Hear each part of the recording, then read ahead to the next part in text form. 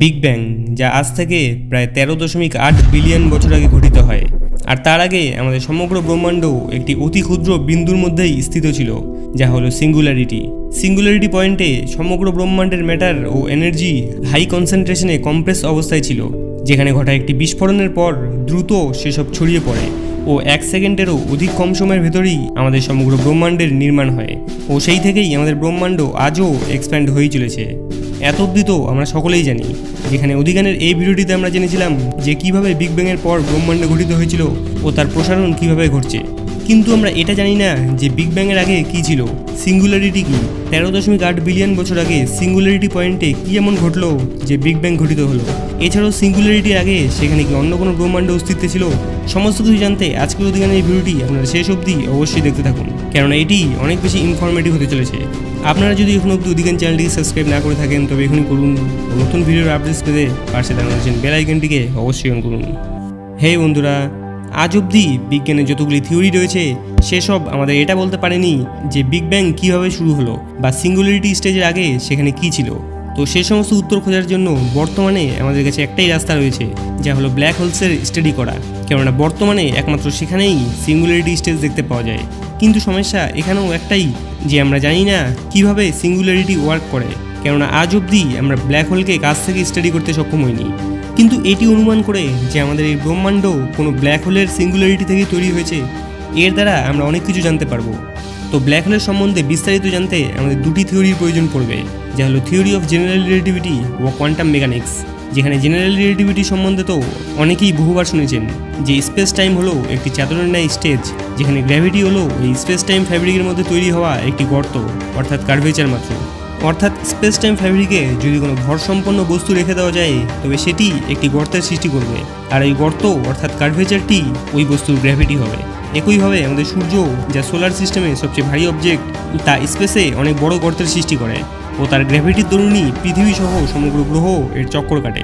তো এক্ষেত্রে দ্বিতীয় হলো কোয়ান্টাম মেকানিক্স, যা নিয়ে অধিকানের এই রিসেন্ট ভিডিওগুলিতে ডিটেলসে ডিসকাস করেছিলাম। এটি ব্রহ্মাণ্ডের সবচেয়ে ছোট মাত্রায় অর্থাৎ অ্যাটমিক বা সাব অ্যাটমিক লেভেলে গিয়ে বিভিন্ন জিনিসকে এক্সপ্লেন করে থাকে। তো আপাতত দৃষ্টিতে তো এই কোয়ান্টাম মেকানিক্স ও থিওরি অফ রিলেটিভিটি দুটি আলাদা থিওরি, কিন্তু বর্তমানে বিজ্ঞানীরা চাইছে এই দুটি থিওরিকে একসাথে কম্বাইন করতে, যা অধিকানের এই ভিডিওগুলিতে ডিটেলসে বলেছিলাম। তো এই দুটি থিওরি কম্বাইন করলে আমরা অস্তিত্বে পাবো কোয়ান্টাম গ্র্যাভিটির। আর আমরা যদি কোয়ান্টাম গ্র্যাভিটি প্রমাণ করতে সক্ষম হই, সেক্ষেত্রে আমরা তা দিয়ে ব্রহ্মাণ্ডের বেশ কিছু গুরুত্বপূর্ণ ঘটনাকে ডেসক্রাইব করতে পারবো, যেমন ব্ল্যাক হোলসের ভিতরে সাব অ্যাটমিক পার্টিকেলসগুলির বিহেভিয়ার কীরূপ হয়ে থাকে। তো 1960 সালে জেনারেল রিলেটিভিটির উপর বেস করা আইনস্টাইনের থিওরি অফ গ্র্যাভিটিতে আমরা গ্র্যাভিটির সঙ্গে কোয়ান্টাম মেকানিক্সের কিছু এফেক্টকে কম্বাইন করে পাই, যে বিভিন্ন সাব অ্যাটমিক পার্টিকেলস যেমন অ্যাটমসের ইলেকট্রন, যেগুলি প্রতিনিয়তই নিজের অক্ষের চারিদিকে ঘুরতে অর্থাৎ স্পিন করে থাকে, যার দরুন একটি অ্যাঙ্গুলার মোমেন্টাম অর্থাৎ কৌণিক ভরবেগের সৃষ্টি হয়। কেননা একটি ইলেকট্রন নিউক্লিয়াসের তো চক্কর কাটেই, সেই সঙ্গেই সে নিজের অক্ষের চারিপাশেও পাক খায়, ঠিক যেভাবে আমাদের পৃথিবী। তো যেমনটা আমরা জানি, স্পেস একটি ফ্যাব্রিকের ন্যায়, যা হলো স্পেস টাইম, যার ওপর যদি কোনো বস্তু অর্থাৎ ভর রেখে দেওয়া যায় সে সময় এটিতে একটি কার্ভেচার তৈরি হয় ও স্পেস টাইমটি বেঁকে যায়। কিন্তু এছাড়াও স্পেসে আরেকটি জিনিস হয় যা আপনারা জানেন না হয়তো, কেননা এটি ঘটে থাকে একমাত্র কোয়ান্টাম লেভেলে। তো কোয়ান্টাম লেভেলে বিভিন্ন সাব অ্যাটমিক পার্টিকেলসগুলি যখন স্পিন করে অর্থাৎ নিজ অক্ষের চারিদিকে রোটেট করে, আর যেহেতু কোয়ান্টাম গ্র্যাভিটির হিসেবে ওই সাব অ্যাটমিক পার্টিকেলসগুলিও স্পেস টাইম ফ্যাব্রিকেরই একটি অংশ, অর্থাৎ তারাও স্পেস টাইমে অবস্থান করে ও বড় বড় সেলেস্টিয়াল বডিজ যেমন পৃথিবী ও সূর্যের মতো ইলেকট্রন বা সাব অ্যাটমিক পার্টিকেলসগুলিও স্পেস টাইম ফ্যাব্রিকে কার্ভেচার ক্রিয়েট করে।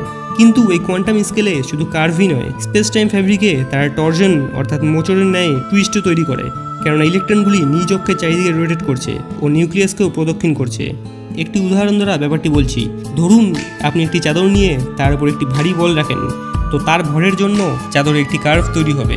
কিন্তু সেই সঙ্গে যদি বলটি নিজ অক্ষের চারিদিকে ঘুরতে থাকে, সেক্ষেত্রে চাদরের একটি মোচড় তৈরি হবে। এখানে সেই মোচড়টি হলো টর্জন অর্থাৎ টুইস্ট।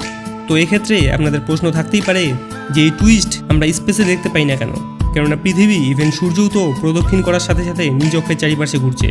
তো এটির উত্তর আপনাদের প্রথমেই বলেছিলাম যে স্পেসের এই এক্সট্রা প্রপার্টিসটি শুধুমাত্র কোয়ান্টাম লেভেল অর্থাৎ কোয়ান্টাম গ্র্যাভিটিতেই আমরা লক্ষ্য করতে পারি, যেখানে বড় বড় সেলেস্টিয়াল বডিজ ক্ষেত্রে আমরা শুধুমাত্র কার্ভেচারই দেখতে পাই। কেননা স্পেসের কার্ভ গ্র্যাভিটিকে ইন্ডিকেট করে থাকে, আর গ্র্যাভিটি অর্থাৎ ফোর্স অফ অ্যাট্রাকশন। কিন্তু একটু আগেই যে টুইস্ট অর্থাৎ মোড়কের কথা বললাম, সেটি আসলে রিপালশন অর্থাৎ বিকর্ষণের বল হয়ে থাকে, অর্থাৎ অ্যাট্রাকশনের অপোজিট। তো স্পেসের সেলেস্টিয়াল বডিজগুলির ক্ষেত্রে গ্র্যাভিটি অর্থাৎ অ্যাট্রাকশন ফোর্স যে কার্ভ তৈরির জন্য দায়ী, সেটি বিকর্ষণ ফোর্স অর্থাৎ যা টুইস্ট তৈরির জন্য দায়ী তাকে ওভারকাম করে। এই কারণে আমরা এক্ষেত্রে শুধুমাত্র কার্ভেচারই দেখতে পাই, কোনো টুইস্ট দেখতে পাই না।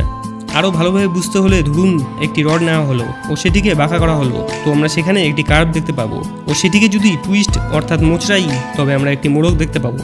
কিন্তু এক্ষেত্রে যদি আমরা একটি অনেক পাতলা রড নিই সেক্ষেত্রে শুধুমাত্র আমরা কার্ভই দেখতে পাবো, কিন্তু সেটি টুইস্ট করলে আমরা কোনো মোড়ক দেখতে পাবো না। আমাদের রডটি দেখে একদম স্বাভাবিক আগের মতোই মনে হবে।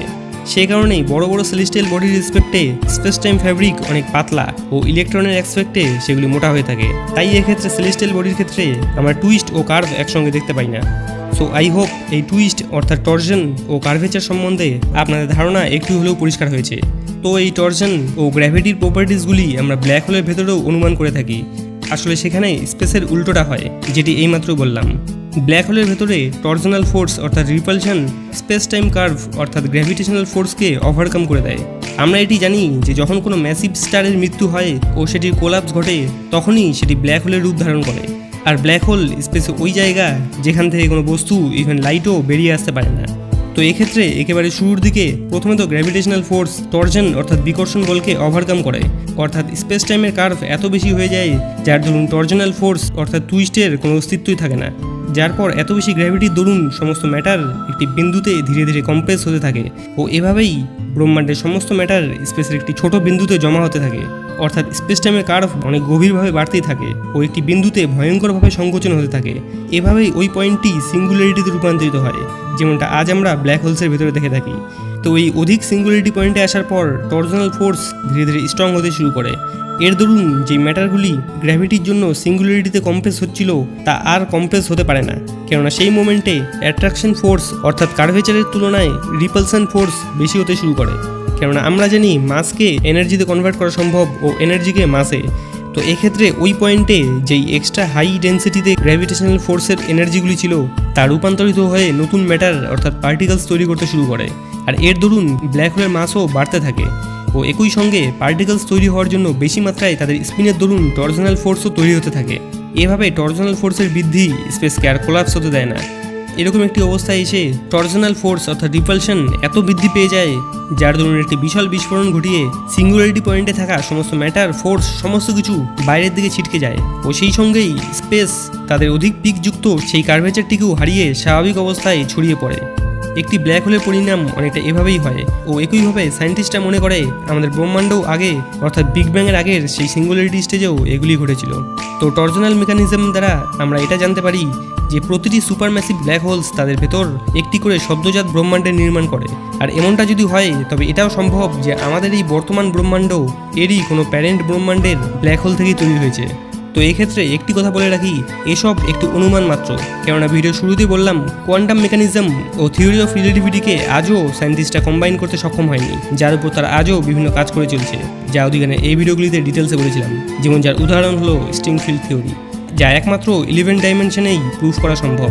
ব্রহ্মাণ্ড যদি কোনো ব্ল্যাক হোলেরই এন্ড প্রোডাক্ট হয়ে থাকে তবে তো একটি ব্রহ্মাণ্ডে বহু ব্ল্যাক হোল থাকবে ও প্রত্যেকটি ব্ল্যাক হোল থেকেই নতুন নতুন ব্রহ্মাণ্ডের সৃষ্টি হবে ও এভাবেই চলে আসে একটি মাল্টিভার্সের কনসেপ্ট। আর আমরা তো এটা অনেক আগেই জেনেছি যে 4 ডাইমেনশন থেকে আরও হায়ার ডাইমেনশন যেমন 10 বা 11 ডাইমেনশনে মাল্টিভার্স সম্ভব, যা অধিকারে এই ভিডিওটিতে ডিটেলসে বলেছিলাম। সমস্ত ভিডিওর লিঙ্ক উপরে আই বাটনে পেয়ে যাবেন, সেগুলি অবশ্যই গিয়ে দেখুন, নইলে আজকের ভিডিওটি কিছুই বুঝবেন না। ভিডিওটি দ্বারা নতুন কিছু জানতে পারলে একটি লাইক ও বন্ধুদের অবশ্যই শেয়ার করবেন। অধিকান চ্যানেলে আপনারা যদি প্রথমবার এসে থাকেন তবে চ্যানেলটি সাবস্ক্রাইব করে পাশে থাকা নোটিফিকেশন বেল আইকনটি অন করতে ভুলবেন না। অধিকান সায়েন্স চ্যানেলটিকে আপনারা যদি এখনও অবধি সাবস্ক্রাইব না করে থাকেন তবে এখনই করুন ও পাশে থাকা নোটিফিকেশন বেল আইকনটিকে অবশ্যই অন করুন। ভিডিওটি শেষ অবধি দেখার জন্য আপনাদের অসংখ্য ধন্যবাদ। ভালো থাকবেন, বাই বাই।